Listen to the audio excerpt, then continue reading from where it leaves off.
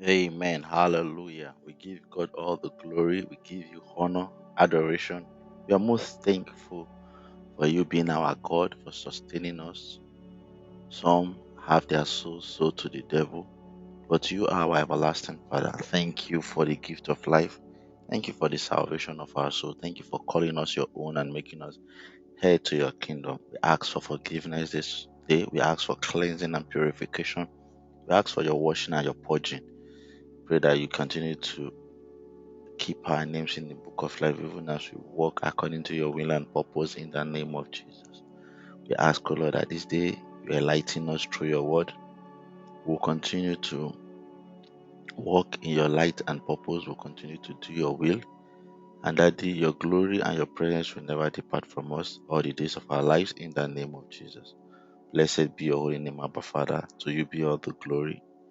For in Jesus' mighty name we have worshipped. Amen. The topic before us this day says power makes noise. Power makes noise.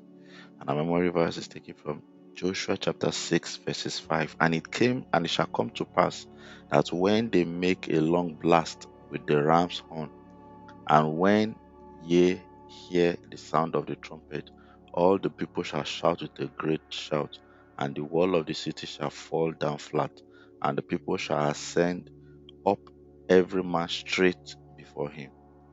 And our text Bible reading is taken from the same Joshua chapter 6, verses 15 to 21. And it shall come to pass on the seventh day that they rose early about the dawning of the day, and compassed the city after the same manner 7 times.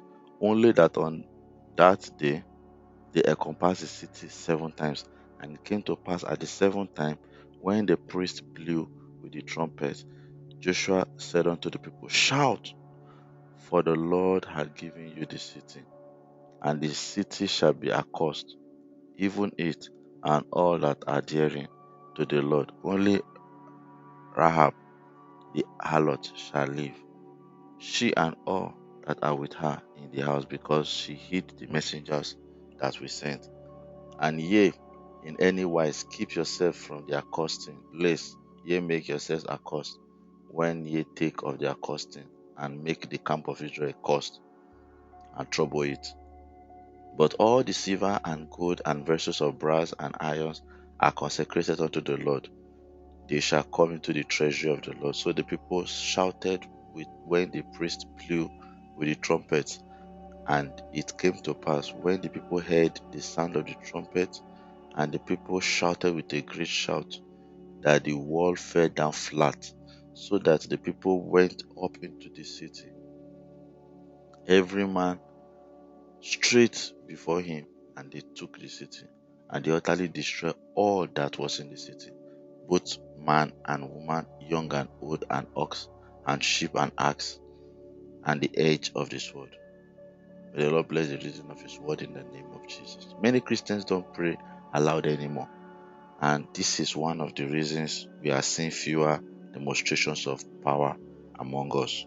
During the first service I attended at RCCG, we were asked to shout hallelujah, and the fellow beside me shouted so loudly that I almost ran out of the church. Where there is power, there must be noise.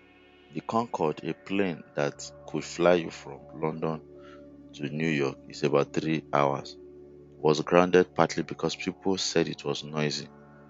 With its powerful engine, it was bound to be noisy. These days, many Christians have to be cajoled to shout hallelujah. I remember many years ago when I was asked to preach during a Christmas carol at Aso Rock, and all the high and mighty were there. When I asked them to shout hallelujah, they shouted like sophisticated ladies and gentlemen, until I said the next fellow to shout hallelujah is the only one who will see the new year. This time around, they really shouted. Real Christians do not have to be threatened to shout to praise their Father. Many years ago, I was walking and praying within Redemption City in the middle of the night, hungry and thirsty for the power of God. I had been crying, Lord, I told you from the beginning that I don't want to be ordinary. I was serving you as much as I could when I was still lecturing.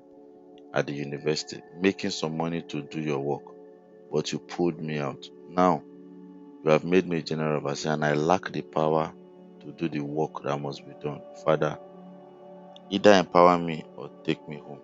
As I prayed, the ground under my feet shook violently. Violently.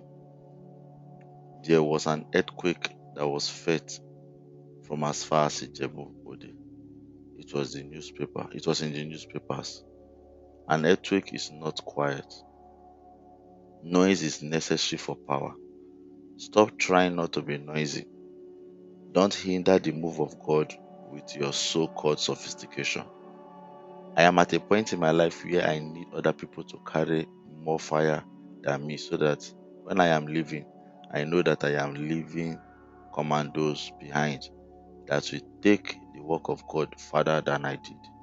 Stop forming, as the youth will say, when you are in the presence of God. Be free to make a loud noise that will shut the devil out and let the power of God flow. Let somebody shout a very loud hallelujah. Hallelujah. Amen.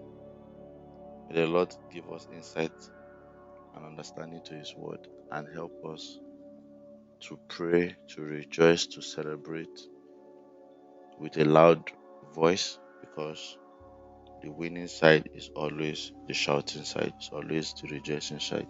May the enemy not make us lose our portion in God's kingdom, in the mighty name of Jesus. God bless you and have a wonderful day.